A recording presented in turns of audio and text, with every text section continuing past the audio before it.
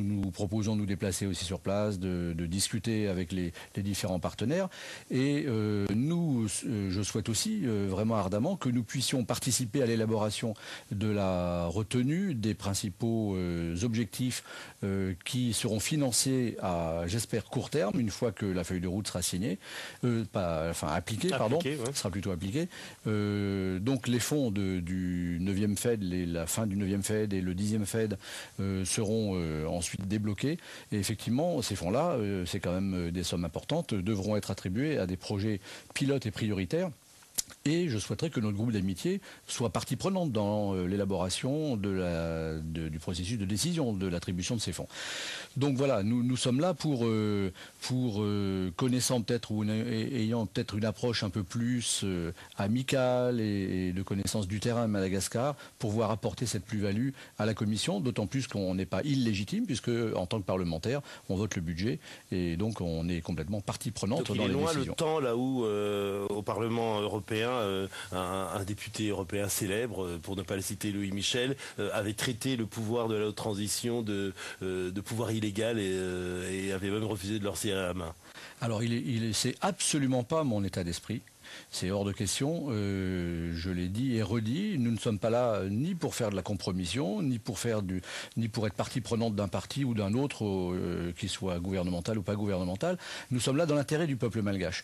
En fait, c'est un groupe d'amitié entre le peuple européen et le peuple malgache. Donc nous sommes là avec les responsabilités que nous avons au sein du Parlement pour faciliter ce lien et éviter que, à l'autre bout du monde, il y ait un pays comme Madagascar qui a tellement de richesses, qui a un tellement grand potentiel et géographique, et minier, et culturel, et humain, qu'on trouve franchement que c'est du gâchis de voir un pays aussi pauvre que ça, avec tout ce potentiel-là. Donc notre souhait, c'est de ne pas voir dans ce pays-là, qui est un des plus pauvres au monde, autant de misère. Voilà. Donc si nous pouvons très rapidement apporter notre contribution, ça fait partie de la contribution de l'Union européenne dans sa relation avec les pays tiers. Si nous pouvons apporter au plus tôt notre contribution dans l'intérêt du peuple malgache, c'est la vocation de notre groupe.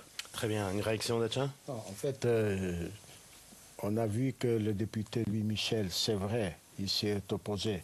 Mais moi, je crois que c'était une façon de faire pression précisément pour aller dans le sens de la signature de cet accord, cette feuille de route inclusive. La feuille existe. Aujourd'hui, il faut aussi que, disons, le pouvoir en place, c'est-à-dire le président intérimaire Rajoelina, disons, respecte aussi intégralement ça. Mais comme il dit, oui, c'est une question de temps. Bon, si c'est d'ici jusqu'au 29 février, ça, ce n'est pas un problème.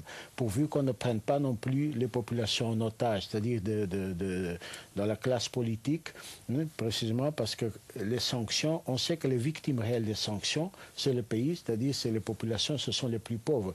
Ça, je ne crois pas du tout qu'au niveau du Parlement européen, que le Parlement, aujourd'hui surtout, réagisse, disons, sanctions pour les sanctions. Non, si jamais il y a des sanctions, c'est précisément parce qu'il y a des éléments qui n'arrivent pas à convaincre tout le monde, surtout à l'intérieur de la commission dont vous faites partie maintenant, la commission de développement.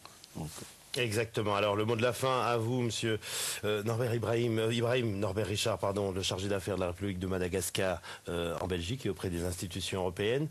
Alors, donc, c'est une question de calendrier, là. Il nous reste encore à peu près 3 semaines et tout sera réglé, c'est-à-dire l'amnistie sera effectivement accordée et les exilés pourront tous revenir. Ce n'est une question de temps. Parce que s'il faut attendre que le 29 février, enfin la fin du mois de février, pourquoi pas le faire tout de suite, je veux dire, et on débloquerait les fonds et ça aiderait la population malgache. En tout cas, le 29 février, normalement, les conditions devront être réunies, les conditions d'apaisement, l'environnement favorable à la mise en œuvre intégrale de la feuille de route doivent être réunis. Je vous remercie tous d'avoir participé à cette émission. Merci à vous, chers téléspectateurs, pour votre attention et votre fidélité à Vox Africa. On se retrouve la semaine prochaine. À bientôt, au revoir.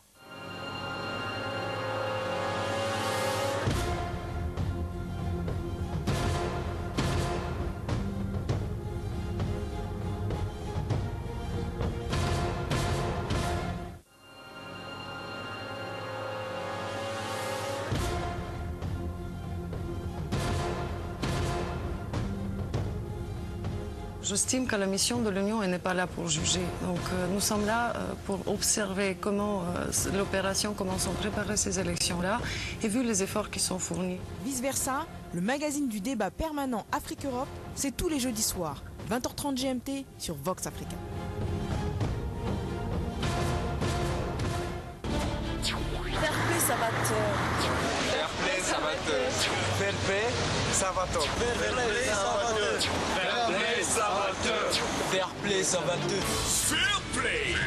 Offrez-vous un accès no limit à la saison 3 de votre programme qui vous entraîne au cœur de la vie côté jardin de vos stars du foot. Tous les vendredis en 15 sur Vox Africa. Vous regardez Vox Africa.